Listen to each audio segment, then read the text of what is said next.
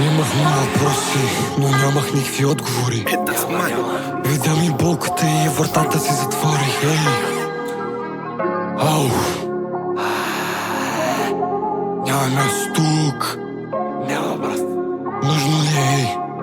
Представи ми се чуля. Няма място тук, но думът ме раздуши. Сърцето ми измъчно го крия, фика ми плачи. Но нали съм мъж, сам в студиото не се мълчи. Замених това разбачкане и промяна да си лечи. Нужда ти обясня през кой минах през тия години. Стрес, блоки в главата, ускъдна мозъка промени. Времето сякаш ми изпревари, още чувам гласове. Какво ли си вика Богос, там те сам сте страхове. Ядно е, че нищо не мога да ти кажа. Няма да ме разбереш, дори да ти разкажа. Липса ми коража и да ти покажа. Без да въртна, без да крия, без да само накажа. Мама, прости ми, че съм такъв. Не си вновна ти, че потъвам в кръв.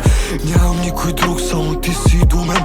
Живота ме промени, станах обезобразен. Бога ще помогне ли да се откажа? Погубих се в тъмното и съсипах пейзажа. Музиката им подаде падналата ръка. Позволи ми да стана и да махна шума. Постепенно падна и от сърцето ми камък. От болката, която изпитвам още от малък. Детето в мен седи, ама аз съм голям. Колкото и да бегам, дявола пак ще е там.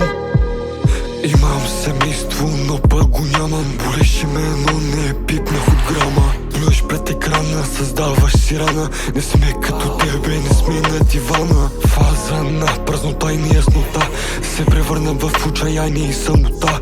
Газев са кълоква, изпитвайки вина. Колкото и добро има, всичко е злина. Не съм част от този свят. Душата ми различна, но е на прах. Всеки път се оказа грях. Посрещам проблемите, готов за смях. Mio padre era in prigione, non ho mai visto di quel coglione.